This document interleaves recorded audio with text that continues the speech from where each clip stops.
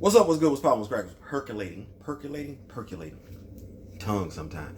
What's up? What's good? What's popping? What's percolating? What's really good in the hood? It's your man Theo Butler. And this particular video, we are talking about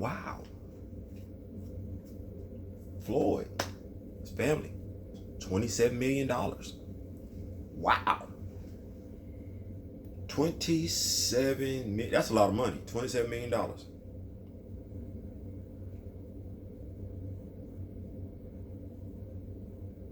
Some people are happy about that. That, his family got awarded $27 million and everything like that. And then, you have some people that got to make the disparaging comments. Good. Now you can give somebody that $27 million to the stores and businesses that were destroyed. We don't know why they were destroyed. That ain't even what this video is about, though. $27 million. That's a lot of money. His daughter will be good.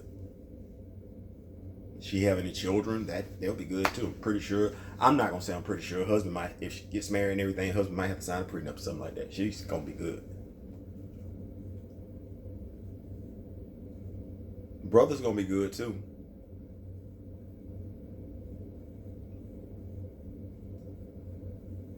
But his daughter though. $27 million. Won't bring her father back.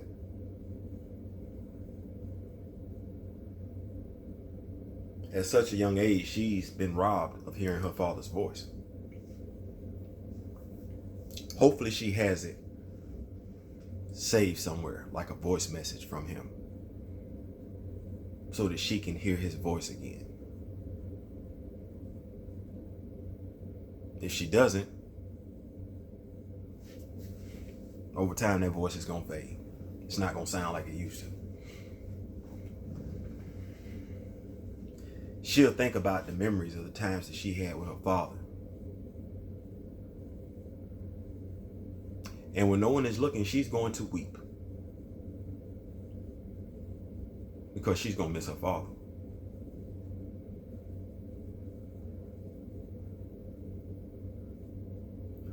The man that knelt on her father's neck for 8 minutes and 45 seconds could care less. He didn't care.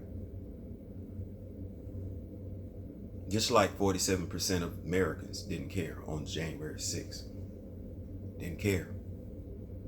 But you would expect somebody to care for you though. You would want somebody to care for your father. You would. In that same situation. Because see, it don't have to be a police officer. It could just be your father is in a fight with somebody. Friend, neighbor, co-worker, teammate. Anything is possible. But you would want somebody not to do that to your father. And your father could very well deserve it. Your father could have slept with somebody's wife. Your father could owe somebody some money. Your father could have stole somebody's car. Your father could have knocked over somebody's mailbox. Your father could have cut somebody's branch down that was hanging on their side of the fence.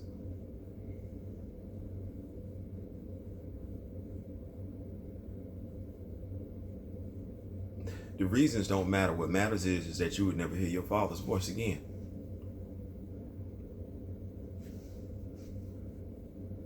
How much money do you put on your father's life? How much is your father's life worth? And I get it. Some of y'all gonna probably say, you know what? George should have thought about that himself. Yeah, that could be debated. But the trained person on duty was the law enforcement officer. This one that's being tried for his murder right now. The one that stood that knee on George Floyd's neck. I'm not gonna say knelt, because knelt is a little pressure. No, he kneed. He had his knee on his neck. He was kneeing on his neck. He took a knee on his neck and he looked at everybody for 8 minutes and 45 seconds. Think about that for a second. While he was kneeing on George Floyd's neck, and maybe the DA might want to take what I'm saying into consideration because it's very, very graphic. Hearing George Floyd cry out for his mother for 8 minutes and 45 seconds. Could you listen to your child scream for 8 minutes and 45 seconds? An infant. For 8 minutes and 45 seconds. This video is 5 minutes and 19 seconds. I could stop it right at 8 minutes and 45 seconds. But you get the gist. He heard this man screaming, begging, pleading for his life for 8 minutes and 45 seconds. And he did calmly what I'm doing right now. He looked into cameras and he kept kneeling on that man's neck, hearing the pleas, the crying out for his mother slowly fade away. He listened to this man grasp for breath. He listened to this man take his last breath. And we all know you can't hold your breath for 8 minutes and 45 seconds. That means George was dead well before we got to 8 minutes and 45 seconds. And this officer was still kneeling on this man's neck, whose hands were handcuffed behind his back.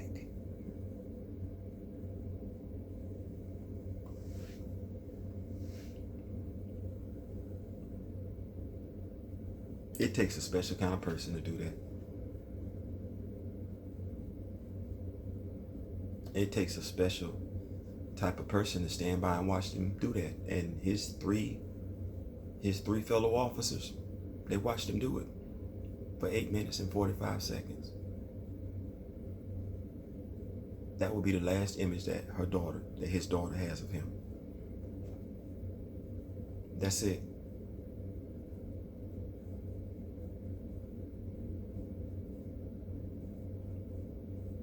That money won't bring him back. So I would be very, very careful as to what you say when you comment on this video, because I ain't got to say nothing to you. It'll be the people that watch this video that'll come for you. Cancel culture is real, right? So you're going to have to watch what you say on this video. You are. Because what I'm speaking of, what I'm shining the light on, is that a daughter lost her father. And you can say whatever you want to say about that $27 million, it will not bring him back, and it does not replace him at all.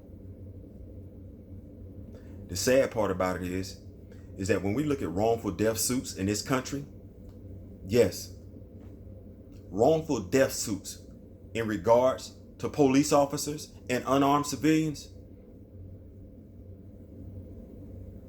the family always wins. What does that tell you? I'm speaking now to the police union. The family always wins. What does that tell you? Some could say you had the most dangerous job in America. It is made even worse, more dangerous by the corrupt individuals you continue to harbor amongst you.